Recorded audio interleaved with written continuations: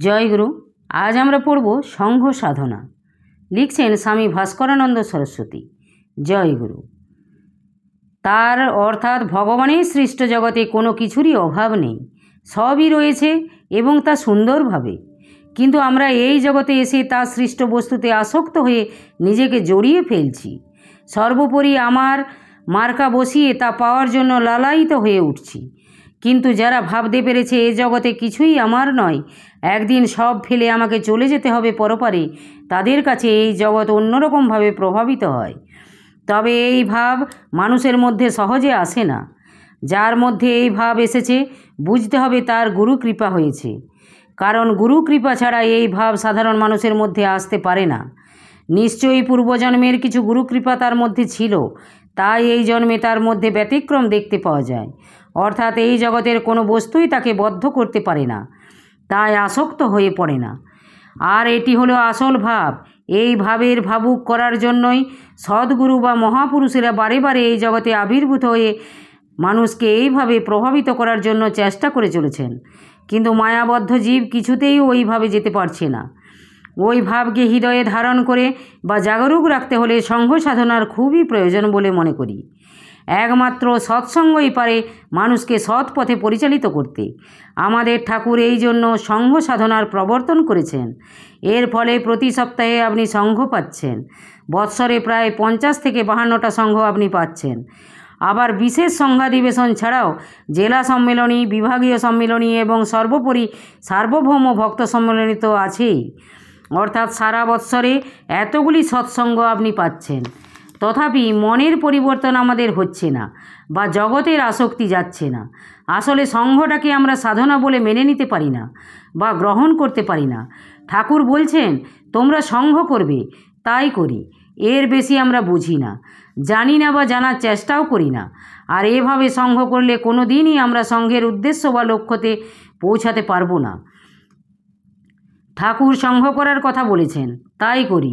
ঠিক আছে, মেনে নিলাম আপনাদের কথা, কিন্তু কেন সংঘ করতে বলেছেন বা এর ফল আমরা কি পেতে পারি, এই বিষয়ে চিন্তার প্রয়োজন রয়েছে বলে মনে করি। নচেত আমরা যে তিমিরে রয়েছি সেই তিমিরেই থেকে যাব, কোনো দিন আমাদের উন্নতি হবে না। এই বিষয়টি উপমা দিয়ে বোঝাবার চেষ্টা করছি। তখনকার দিনে এখনকার মতো স্কুল কলেজ ছিল না, গুরুগৃহে পড়াশোনা হতো। কৌরব ও পাণ্ডবপুত্ররা গুরুগৃহে পড়ার জন্য গিয়েছে। গুরুমশাই তাদের সকলকে পাঠ দিয়েছেন, সদা সত্য কথা বলিবে। এই পাঠ দিয়ে তিনি সকলকে বললেন, আগামীকাল তোমাদের সকলকে পড়া দিতে হবে। পরের দিন সকলে এসে পাঠ দিয়ে দিল, কিন্তু যুধিষ্ঠির কিছু বলছে না। এই দেখে আচার্য বললেন, তুমি পাঠ দিচ্ছ না কেন?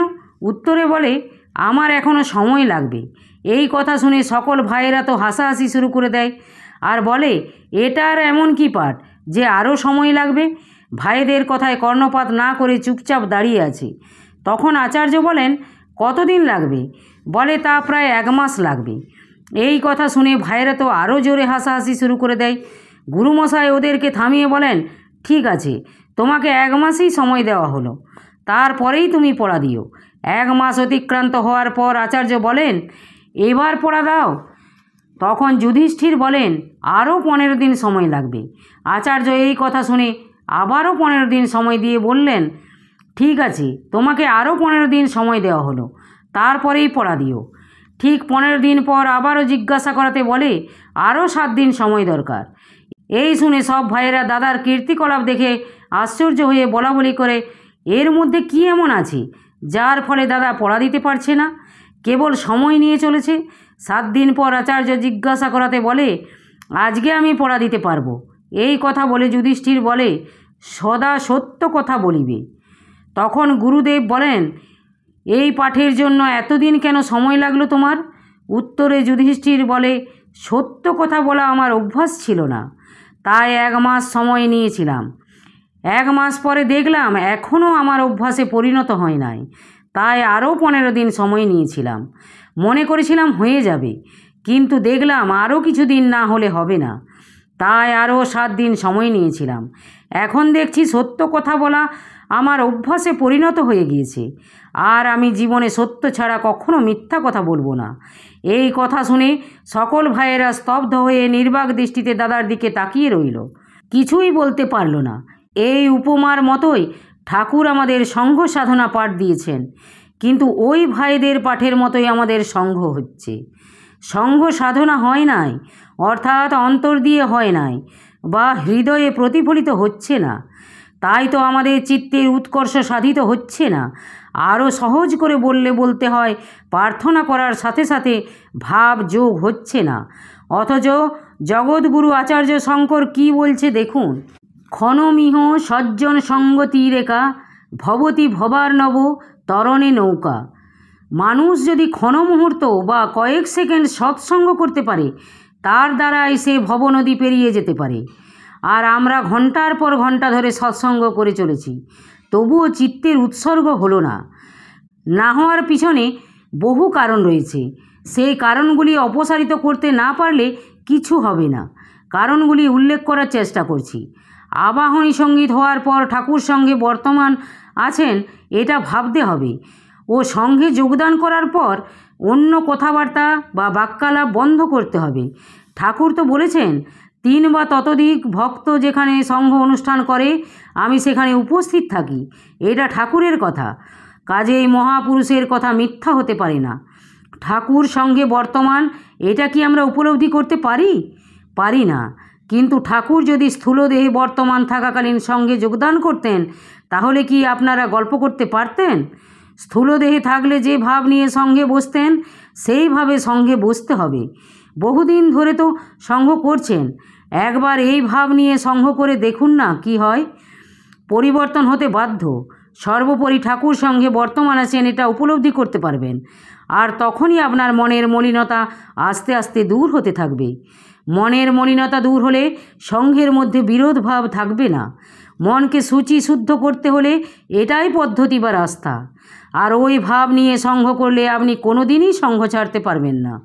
বলতে বলতে অনেক দূর চলে এসেছি। আবাহনী সঙ্গীতের পর ঠাকুর সঙ্গে বসে আছেন ভেবে নিয়ে প্রণাম করতে হবে। সাথে সাথে ভাবতে হবে, আমার মনের সমস্ত দুঃখ, জ্বালা, যন্ত্রণা, ঘাত প্রতিঘাত ইত্যাদি সমস্ত কিছু ঠাকুরকে নিবেদন করে দিয়ে অন্তরকে ফাঁকা, স্বচ্ছ, নির্মল করতে পেরেছি। এটি করতে না পারলে ঠাকুর আমাদের হৃদয়াসনে বসতে পারছেন না। তাই ঠাকুর বলেছেন, প্রত্যেকেই যদি বাজে জিনিস দিয়ে তোদের হৃদয় পুরে রাখিস, তবে আমি বসবো কোথায়? আমার জন্য একটু জায়গা রাখিস। আমাদের অন্তঃকরণ বিষয় বাসনাতে ভরে রয়েছে। কাজেই সঙ্গে বসে বাসনা, কামনা, দুঃখ, জ্বালা, যন্ত্রণা সব সত্য সত্যই নিবেদন করতে পারলে দেখবেন হৃদয়টা আপনার হালকা বোধ হবে। আর একবার ঠাকুরকে হৃদয়ে বসাতে পারলে আপনাকে আর পায় কে? তখন আপনি নিজেই বুঝতে পারবেন কি ছিলাম, কি হয়ে গেলাম। তখন আপনিই বলবেন, দেখো বাবু, সঙ্ঘে এসে পরনিন্দা পরচর্চা ছেড়ে দিয়ে আমরা এক মন প্রাণ হয়ে ঠাকুরের সঙ্ঘ করি। মোট কথা, সঙ্ঘে এটি করতে পারলে আপনি কোনো দিনই সঙ্ঘ ছাড়তে পারবেন না। বড় দুঃখের বিষয়, সঙ্ঘ ঠিকভাবে হচ্ছে না। তাই তো বিরোধ ভাব আমাদের পেয়ে বসেছে। এতক্ষণ যা বললাম, এটি হলো প্রথম সোপান। এরপর এই যে আবাহনী সঙ্গীত হলো, এই গানের অর্থ চিন্তন করতে পারলে তো খুবই ভালো হয়। ওই গানের প্রতিটি কথাই তাৎপর্যপূর্ণ। তবে ওই গানটির মধ্যে এক জায়গায় রয়েছে, ধরো সদ্গুরু ধরো উপহার, মিলিত ভক্তের আকুল প্রাণ। ঠাকুরকে আমরা কি উপহার দিচ্ছি? না, মিলিত ভক্তের আকুল প্রাণ।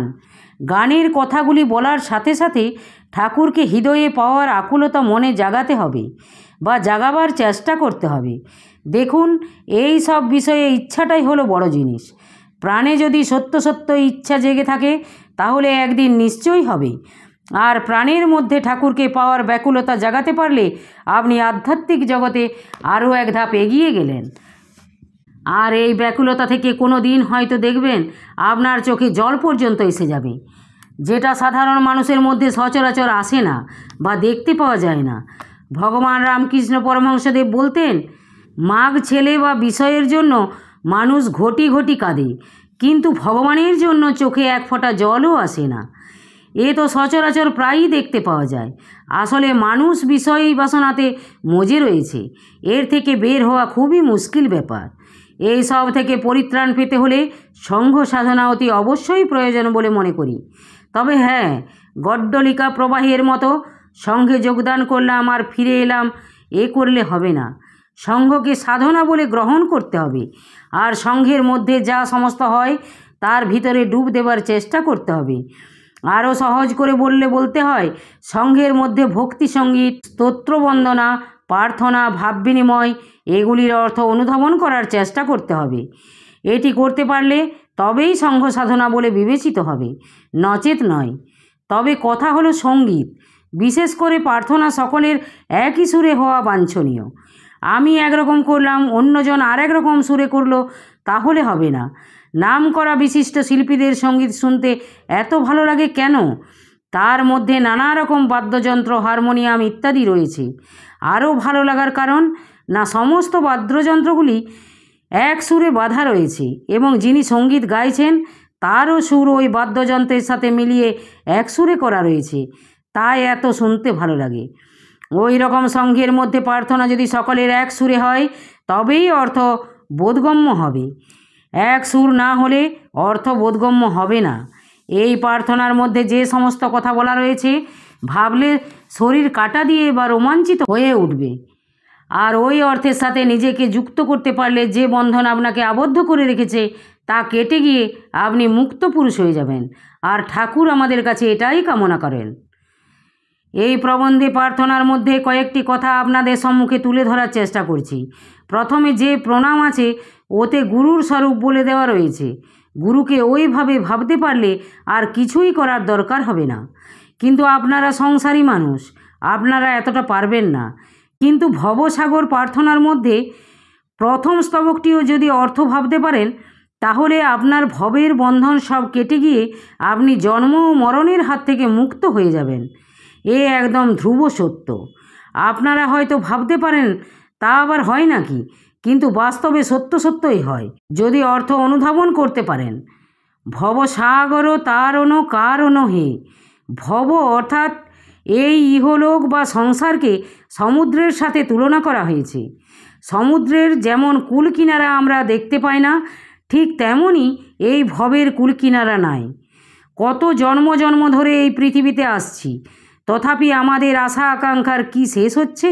শেষ হচ্ছে না।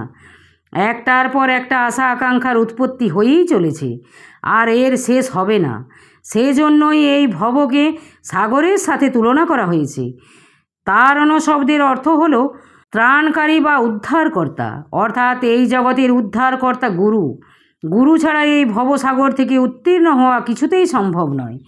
আর এই কাজই হলো একমাত্র গুরুর। এমনকি স্বয়ং ভগবানও মুক্তি মোক্ষ দিতে পারেন না। এইখানে গুরু ভগবানের থেকে বড়। অনেকে ভাবতে বা বলতে পারেন তা আবার হয় নাকি, কিন্তু বাস্তবে এটাই সত্য। ঠাকুরের একটি বাণী আছে, আমার এলাকা ভগবানের এলাকার বাইরে। এইখানে ভগবানের জারিজুরি খাটে না বা চলে না। শাস্ত্রে বলে, গুরু রুষ্ট হলে কৃষ্ণ রাখিবারে না রে, কৃষ্ণ রুষ্ট হলে গুরু রাখিবারে পারে। এই উপমাটি অনুধাবন করার চেষ্টা করলে বোঝা যায় গুরুর ক্ষমতা কত বিশাল বা সীমাহীন।